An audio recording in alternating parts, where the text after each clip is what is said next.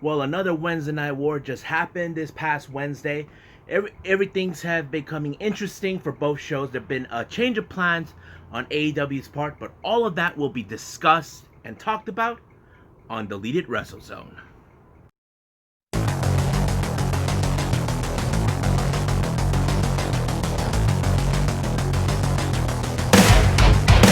Are you ready? Get up, get up! Get up, get up! Get up, get up! Get up, get up! Get up, get up! Get up, get up!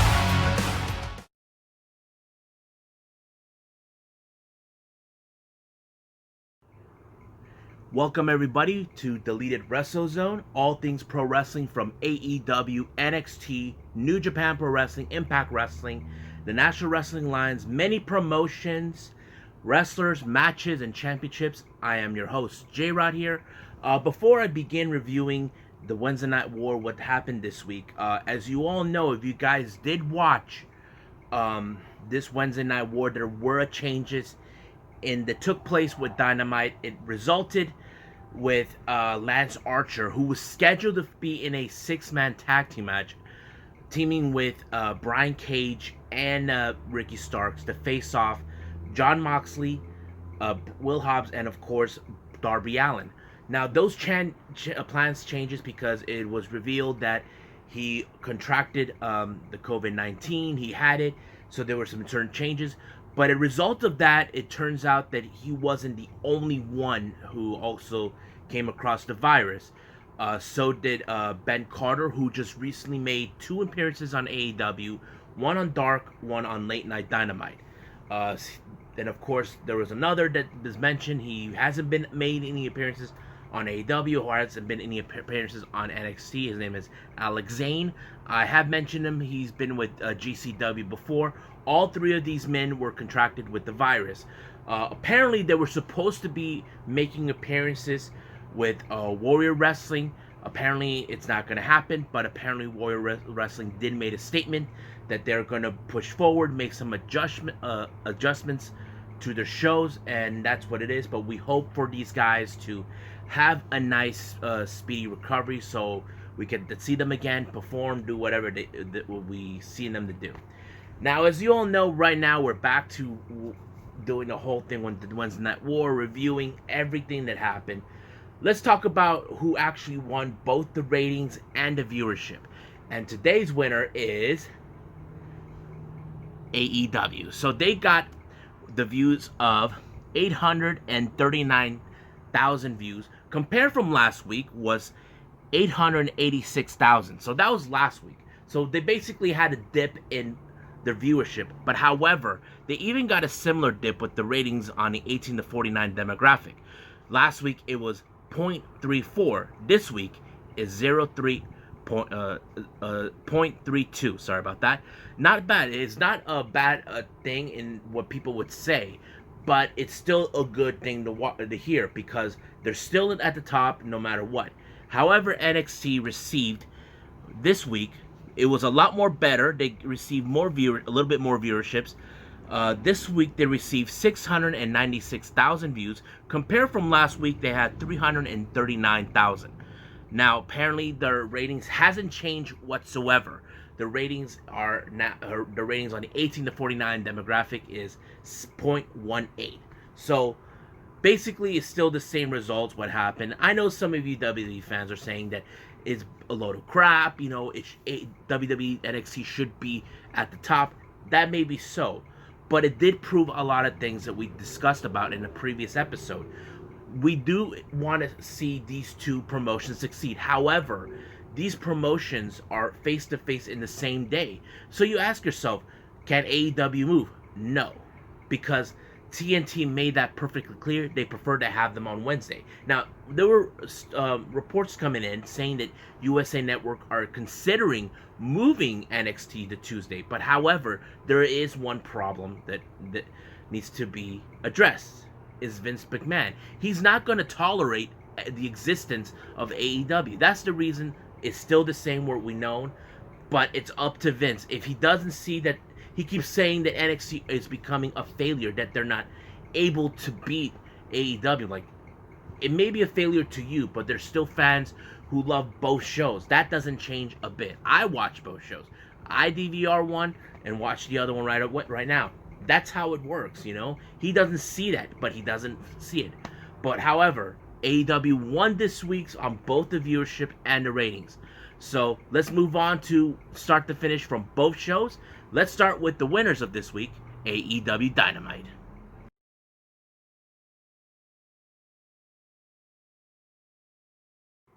Alright, so first match, it was a tag team match, but it also was the in-ring debut of Miro, teaming up with Kip Sabian along with Penelope Ford. Some of you guys have been asking for this, to see him in action. He does have an interesting entrance, but now we get to see him wrestle. He has been the same kind of person, the same Bulgarian brute that we knew him back in WWE. They were facing off against Joey Janela and Sonny Kiss. Now, some of you asked, like, was this the proper match they should do? Well, it doesn't matter, because the thing is, we do know the history between both Joey Janela and Penelope Ford. They used to be a couple. They were item in the past, but they kind of factored into the storyline. In real life, I think there is no animosity against each other. They'll do whatever story they want to throw in for the fans. I think that's how it is. But it's kind of interesting. But we finally got to see Miro in the ring for the first time. His gear is a little bit more different than we normally see what we saw back in WWE. He doesn't have any knee pads. He does have shin guards. This interesting gear, kind of like shorts types. I don't know, but yeah. So basically, it's a little more different from what he was used to back when he was with WWE. But it's great to see him. He actually did the infamous camel clutch that he normally uses during his submission. But it was a good match. I'm not gonna say it's one of the best or greatest, but it was a good match to see. This is for him to step up in the ring, in an AEW ring, for the first time wrestling.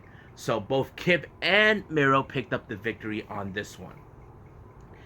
Next thing we see on the post match, Eddie Kingston shows up talking about his recent dilemma that took place back in All Out. As you all recall, Eddie Kingston claimed that he was never thrown off the ring. He was outside the ring, but he never went over. He went through, but he was at the top of the turnbuckle. Some say that could be saying that, okay, he was out, he was at top of the turnbuckle, but he never went over. So basically, they're going with the story with that, because that's something that was supposed to be replaced. So, however, he did decided that he's going. So since the changes were made because of Lance Archer contracted the COVID virus, they decided, you know what, let's go with the story with Kingston, claiming that he never got eliminated. So that was a pretty bold move, because it's a good storyline to continue. So Tony Khan, what he positioned himself in, is putting Eddie Kingston to face off Jon Moxley for the AEW title. So basically, that's what happened. So when Jon Moxley was hearing all this stuff about him from Kingston, saying that he sold out, they came from the same cloth, Moxley got into his face. So that was the main event of the night, Moxley versus Kingston, and we'll get to that. Now we go see Kenny Omega comes out as always. He hasn't been wrestling since All Out. He decided to show up for the second week in a row for commentary when Hangman Page was already booked for a singles match. This time he was facing against Dark Order member Evil Uno. But you see the members of Dark Order right there. You see Anna Jay, you see Silver, 10 and 5, and Stu Grayson. Oh yeah, and Colt Cabana. But there was no Reynolds. We don't know where he was. But according to Twitter, Mr. Brody Lee gave him a few days off. Don't know why, but we just gotta wait to see what's gonna happen on Being the Elite. Maybe it'll explain it. So yes, it was a good match to see, because we do know that they had their issues with Hangman Page in the past. They tried to recruit him, but he never got in. And that's the whole point about it, because Brody still has his issues towards him. But it was a great match to see it. But at some point, the Dark Order members were about to make their move against him. But Uno convinced him, let me do it on my own. Now, I don't know if Mr. Brody Lee liked the idea of him doing that, or that was just selfish of him to lose miserably. Because the way he lost, he got himself whacked with the buckshot lariat by Hangman, and he picked up the victory. So we just gotta wait and see what's gonna happen. You may see this on Being the Elite this coming Monday. If you guys watch that, he may be Mr. Brody may not be happy with the results with Uno losing to Hangman. So that's what I think is gonna happen. Next thing we see is the interview with Tony Schiavone and the Young Bucks. Now, we all know the recent attitude towards what's been happening. FTR got into their heads, costing their friendship with Kenny and Hangman, making sure that they lose the gauntlet match. And what they did next, when Tony decided to mention FTR, they grabbed his phone and they broke it. But of course, Matt gave him some bills, and Tony said on the post show that those bills will help him buy him a brand new iPhone Max Pro. I think that's what he said that he's gonna get. But yeah, so basically, this is a new attitude that they're doing. But it appears that the Young Bucks have their sights set against FTR and obtain the AEW World Tag Team titles. So that's what happened. Now, the next match, this one is for the AEW TNT Championship. Mr. Brody Lee versus freshly squeezed Orange Cassidy. This was a good match to watch because you look at Mr. Brody Lee, a big, tall guy, versus a guy who's slow. But of course, Mr. Brody Lee wasn't alone. He had the entire Dark Order right there. And of course, Anna got in the face of Orange Cassidy, and Orange Cassidy put on the sunglasses.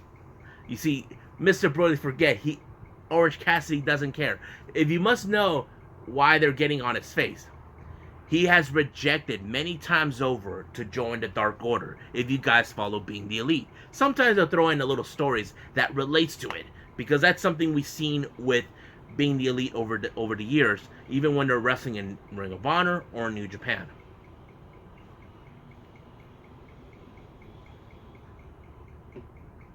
But there was a best moment where I don't know if Orange Cassidy was really playing possum with Brody, where he just ducks down, just like this, and then he picks him up, and then he ducks down again. But it was hilarious the way it went. I enjoyed it. But sadly, Mr. Brody Lee retained the title. But all of a sudden, the lights turned off. No one knows what was happening until the music was hit, and we received the surprise return of Cody Rhodes. The American Nightmare is back, but this time with a brand new look and back with the vengeance. If you recall, Mr. Brody Lee took him out 5 weeks ago. He already tried to take out, dismantle the Nightmare family, Dustin Rhodes, QT, Brandy, but this time he's back with a vengeance. He even took out 5 by hurting his knee and then putting him in the figure 4 leg lock. Now, during Dasha was trying to get an interview with Mr. Brody, but Mr. Brody is mad. He's mad to the bone that Cody returned. That all of a sudden he asked, "Why did you send your brother to do your dirty work? Why did you had your wife taunting me on Twitter?" So he's upset that, where were you, Cody? Were you hiding like a coward? The thing is, you got to recall in this type of storylines, Cody may have been wiped out for what Mr. Brody did to him, but sometimes when you beat up someone, they light up a fire. So he's asking him to be in a dog collar match to ensure. I think he's trying to find that way to ensure that Cody will never come back. But we'll see what that happens. But he's asking him. He has 1 week to answer him. So this coming Wednesday for this upcoming episode of AEW Dynamite, we'll get an answer from Cody, see what he has to say. Now we go to Matt Hardy, who's there being accompanied with Private Party. Of course, Yesterday, it was Matt Hardy's birthday. Everybody was celebrating with him. Matt Hardy is still hurt with the knee injury that he sustained. So he started questioning about what happened. He said he felt like a baseball bat hit him. So the first person, or should I say the one person he believes is the prime suspect in the matter, is of course Chris Jericho. Because Chris Jericho showed up with Hagar with the bat. So basically, they're prime suspect number one. But Jericho comes out with his inner circle with Hagar and Santana Ortiz, claiming it wasn't him. He's saying that I'm not the kind of guy who sneaks from behind. I'm face to face. Well, that may be true, but he is still suspect number one. And then all of a sudden, here comes Sammy Guevara returning after he was being injured at All Out. So there will be a time where we will see Matt Hardy versus Chris Jericho. But however, Isaiah Cassidy somehow decided to grow some guts to confront Jericho for what happened. So he's saying that he nearly beat him twice.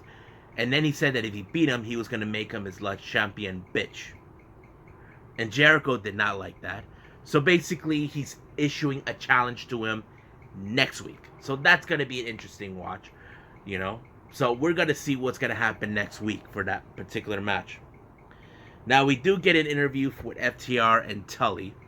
As you know, they continue to saying about tag team wrestling all this time. They've been going back and forth saying this and that they're the best.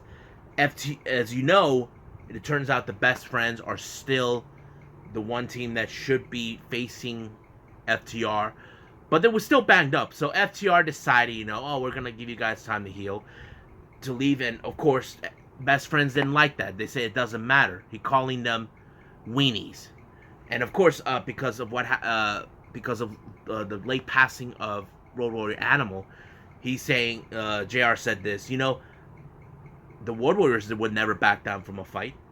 Of course they didn't. So it proves right there, FTR are not following they're not the best, because there are certain tag teams that never back down from a fight. And they probably will eventually face the one team that everybody wants to see is the Young Bucks. Now we jump into a women's tag team match. Ivelisse and Diamante facing off two champions, the AEW Women's World Champion Hikaru Shida and the NWA World Women's Champion Thunder Rosa. This is the first time we see Rosa and Shida actually team up. Now, we don't know what to expect, but before the match started, if you guys noticed, Thunder Rosa has that face paint, half of the paint face, and her side had the paint face of Road Warrior Animal.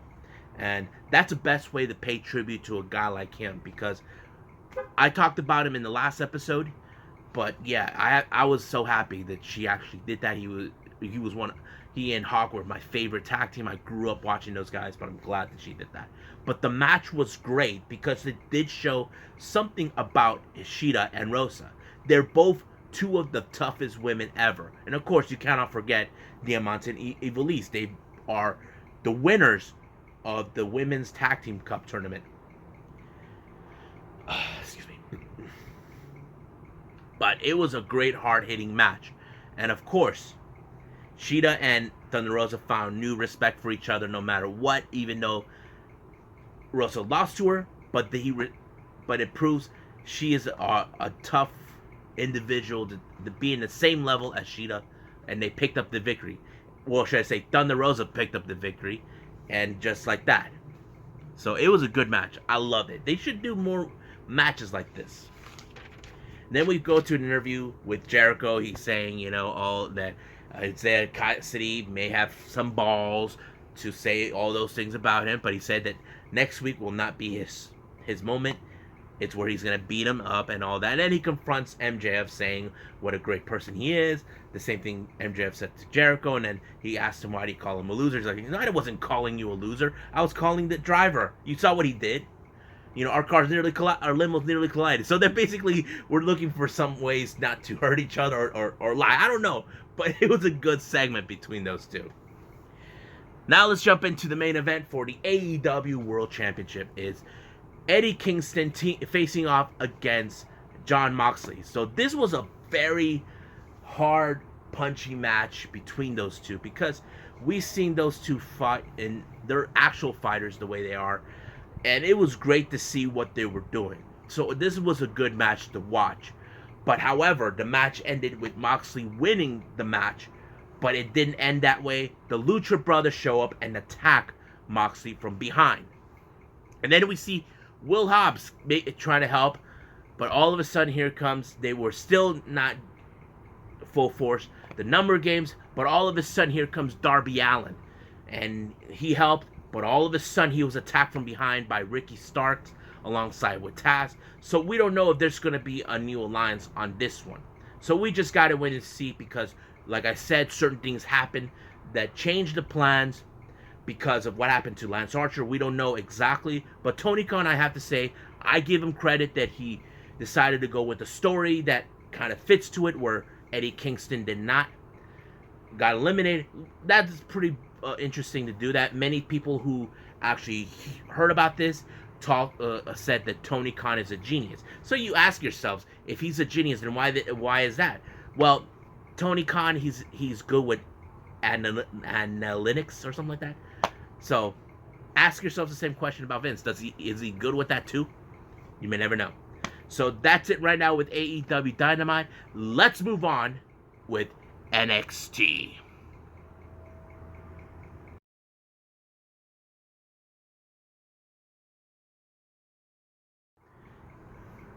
Alright, so right now let's go with NXT right now. It started out with the women's elimination match, basically. This is a match where they will determine who will win, who will be the number one contender to face Io Shirai at TakeOver. But before the match started, they show a clip of Candice LeRae attacking Tegan Nox at the injured knee that she obtained a while back. And because the thing is, as you recall, there's still some rivalry between both Candice LeRae and Tegan. Candice was trying to convince Tegan to take part of the Gargano way, but Tegan doesn't believe in it. And of course, it caused a little thing that took place a couple weeks ago with their dinner they had. But this time, Candice made sure she will never participate in this event, believing that if she obtains the title, the NXT Women's Championship, then the Gargano way will be re-evented under their way. So it was a good event. I lost track who was going out. But the one thing that was surprising in this match that I can tell is the powerhouse between both Raquel Gonzalez and, of course, Rhea Ripley. They both were two of the women that were able to do more eliminations than anyone. So that is something that kind of, how do I say this? You'd be surprised how this goes. Many fans would love to see those two face off each other again. It would be interesting to see both of them face. They're both powerhouses. It's also a good combination to see them. I mean, we did see the powerhouse between Rhea Ripley and Mercedes Martinez. But this is going to be interesting to see. I would love to see that. But the also interesting thing is Casey Catanzaro, the former American Ninja Warrior competitor. She was taken out of the ring, but somehow her feet never touched the floor. Her first throne, her feet never touched. Her feet were up in the air, and somehow she was able to put it together. And then she got thrown into the bike rail. She tried to jump back in the ring, but Inda Hartwell was trying to make sure she doesn't get in. So basically, she was like the one person that was able. She makes Kofi Kingston look so that she would put money onto herself or drive Kofi Kingston. You know, I don't know, because we've seen Kofi Kingston what he's capable of when things like this happen.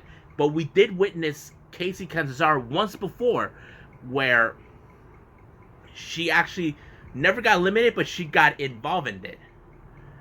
the way she did it. But it was great to see that. She's like the female version of Kofi Kingston, but it's amazing how she does it. But frankly, the way the match went down, it ended with Shotzi Blackheart and Candice LeRae. Now, this was a very interesting ending because we are now, if you guys aren't fans of Shotzi Blackheart, you'd be surprised what she can do. I mean, she put Io Shirai not too long ago to her limits and found respect out of her. But of course, Candice LeRae somehow outsmarted her and she won the match. So that means she will be facing Io Shirai at TakeOver next Sunday, claiming that she will bring home the title. And of course, her husband, Johnny Gargano, is happy, and he also will be in a match at TakeOver facing Damian Priest for the North American Championship. So they believe that if they win these titles, then NXT will be reinvented in their image. I highly doubt it. We'll see how that goes because there will be rebellion. Trust me. There's always that. Or there's another possibility. But I'll explain that in the final thoughts. So, let's move on. As you know, I mentioned Johnny Gargano becoming the competitor to face Damian Priest for the North American Championship. Damian Priest saying this, that, he's very confident that he will ensure that he will retain the title from Johnny Gargano. But, of course, he's scheduled to face Austin Theory for that night, and he thinks that he's a little cocky guy, that he's nothing like him, so he said, keep dreaming. So that's how it is. It shows a bit of the confidence with Damian Priest because he did say once he obtained the title, he was going to live forever. So that's how it ended for him on that. So the next thing we see is a little interesting segment with this guy calling himself Sherlock Daniels. Now, they're trying to find a way who could be the next competitor to face Breezango for the NXT titles. So you see 4 members from each team. We see Danny Burch, who's teamed with Orny Lorcan. You see Roderick Strong of the Undisputed Era.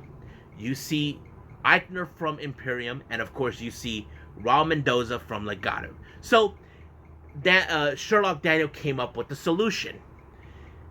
So basically what he had, he even shared this with William Regal. He said Danny Burch and Roderick Strong would team up to face Raul Mendoza and of course Eichner. So the winner of the tag team match will face each other, and that will be determined who will face Breezangos for the NXT Tag Team Championship. Now, Regal's like, that's good. Not a bad idea. So basically, that's what the plan is. So the others were arguing, saying that, this doesn't make sense. Some say, it makes sense, like that. So basically, it was becoming an interesting segment. And I was enjoying it myself, a whole lot with it. Now let's jump in with the match that many people have expected for almost a week. Tommaso Ciampa facing off Jake Atlas. This was a match where Jake Atlas wanted retribution for what Tommaso Ciampa did to him when he came back. Tommaso Ciampa actually went into a different attitude, nearly trying to obliterate Jake Atlas when he removed the covers from underneath the ring, exposing the metal frame and trying to hurt him. During the match, Jake Atlas tried to do the same thing to him, but the ref stopped him. I mean, ref wants to make sure this was a clean fight, but Jake still hasn't forgotten what he did to him. But the whole match was good, but it did show more of the aggressiveness with Tommaso Ciampa. And of course, he did have a moment where he just decided, you know what? He just pulled him out after 1 count, and then he tried again, and this time he finished the job. So Tommaso won that match. Now we see the match, the tag team match we've been hearing. We see Danny Burch teaming with Roderick Strong, facing off against Eichner and Raul Mendoza. Now again, as I said, whoever wins this match will face each other the following week. Whoever will be the next opponents to face the current NXT Tag Team Champions, Breezango.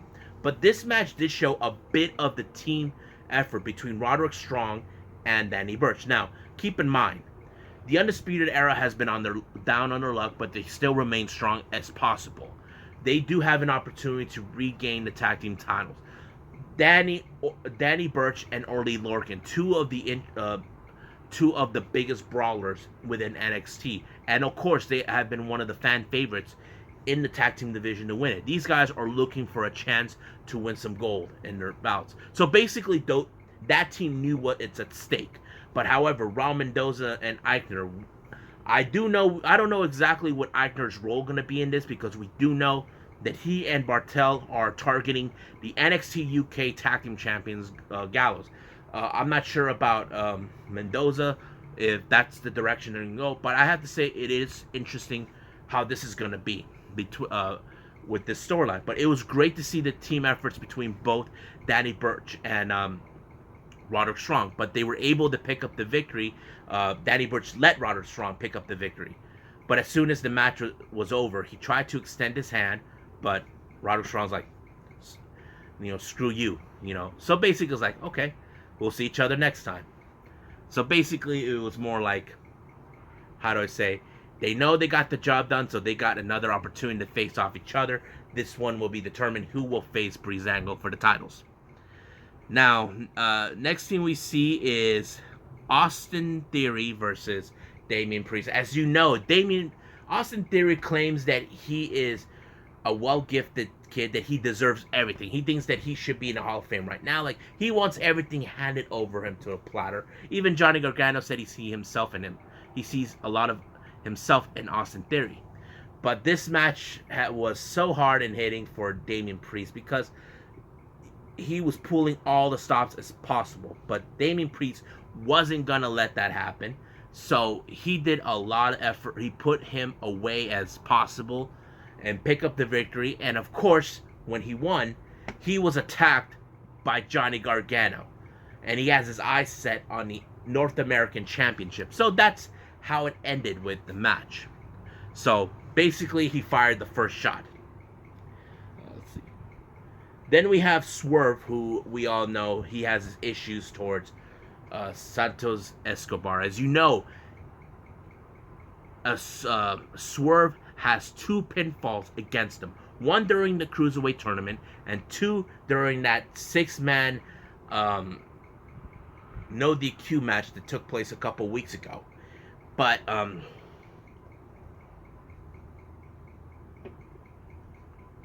Swerve's main focus is obtaining the NXT Cruiserweight Championship. Now, Santos will do whatever it takes to ensure that title remains with him, claiming that he is untouchable. Well, if he is untouchable, then how is it you lost twice to Swerve?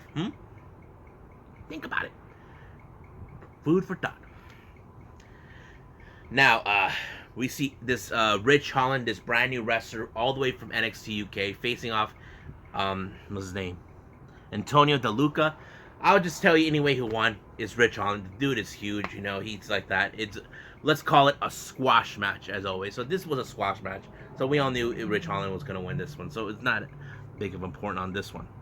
Then we had an interview with Io Shirai talking about Candice, what she thought. Of course, she was speaking in Spanish, but she was getting in the face of Candice was getting in the face of Io Shirai, claiming that title will be hers one way or the other.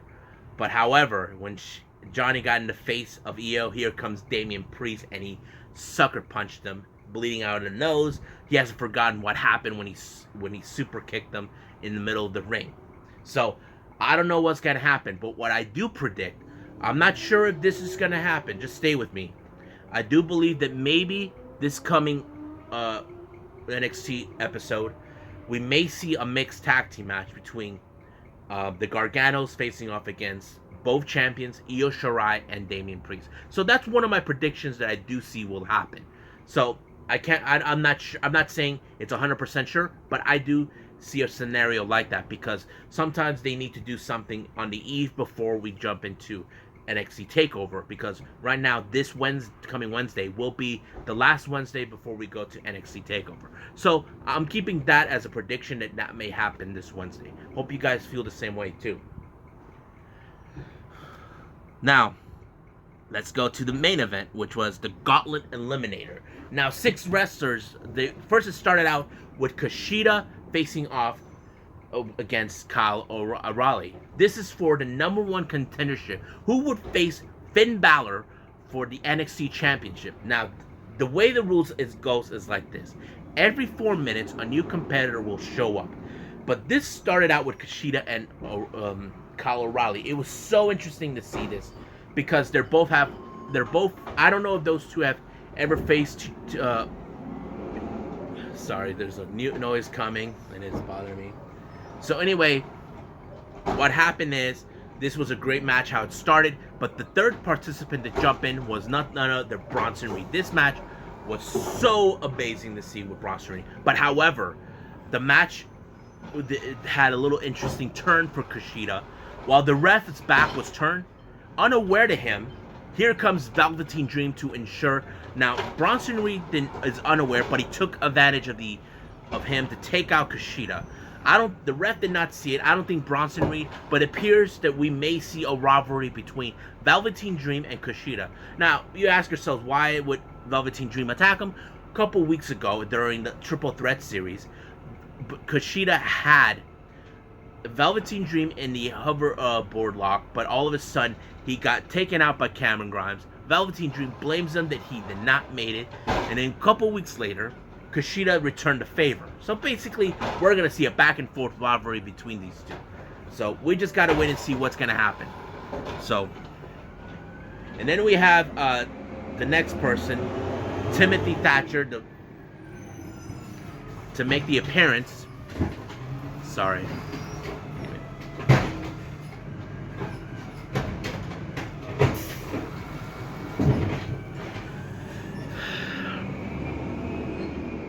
Okay, so we had Timothy Thatcher that made his entrance, and I'll just keep on going. Then we had Cameron Grimes to make the appearance, and that's kind of like the whole thing. So basically, we already had Kushida that was eliminated. The second person that was eliminated was Bronson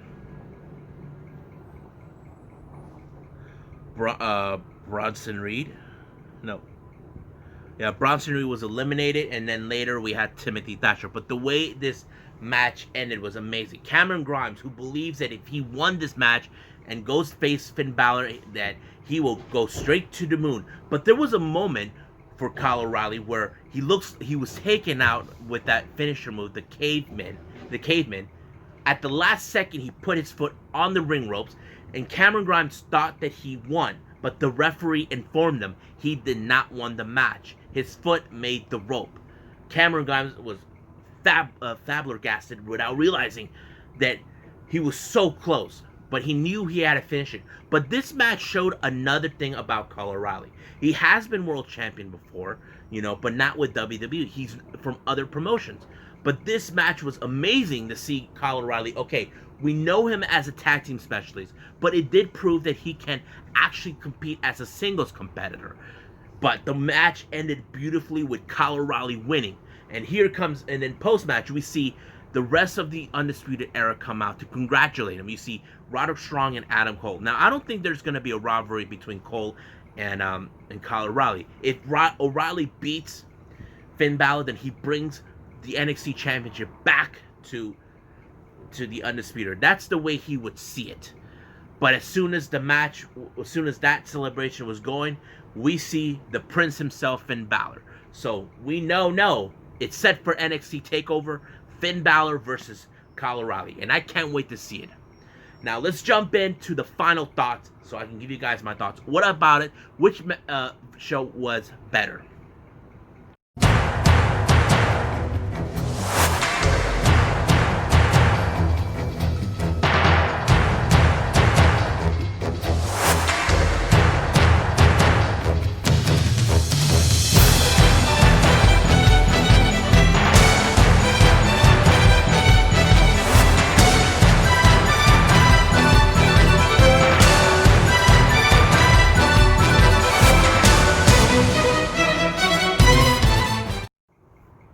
So here are my final thoughts about both shows.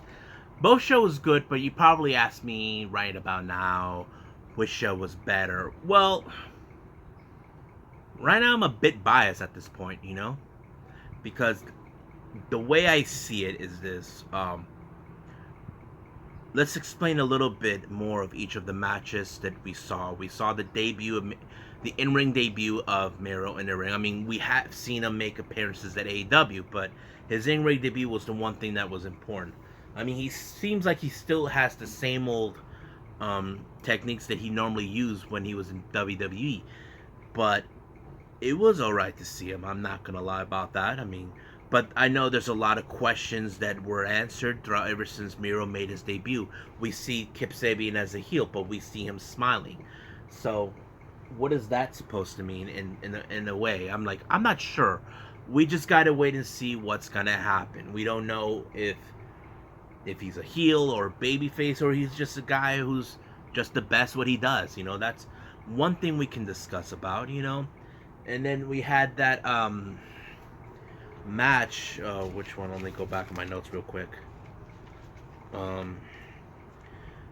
The match between Kenny Omega and no, with Hangman Page and Evil Uno. That one's a good match because we are now seeing more and more of Hangman Page as a singles competitor. I don't know if with this whole thing with Evil Uno, I do know for sure we're gonna see a little funny segment on being the elite, so you guys better watch that when it comes out on Monday.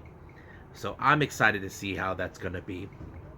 The TNT Championship match, Brody Lee and Orange Cassidy, that was a very interesting match because many people can talk about Orange Cassidy as much as they want. Some people say, oh, he's a little too weird, he's not a wrestler, he has this different way. I'm like, yes, but because you got to remember this, Orange Cassidy is a unique individual, unique character. Many fans forget we have unique wrestling characters that we either get behind or we don't get behind. It all depends. I mean, that's always been. But the thing that surprised me about this whole thing is with the rivalry between both Cody and Brody Lee, where they're going to go with this. We do know that Brody Lee took him out 5 weeks ago, and we don't know for sure if what was his health condition. Was he okay? Is he recovered enough to face him? That's one of the questions we need to ask about it, but I'm not sure because we do know that he was written off from AEW. They said that he wanted to take some time off. I mean, there's nothing wrong with that, but I don't know what was the reason of his return, but the way he did return with a brand new look, that kind of changed it. He looked more like he's back with a vengeance to take out the entire Dark Order for what they did to him and his family, and that's kind of interesting to see.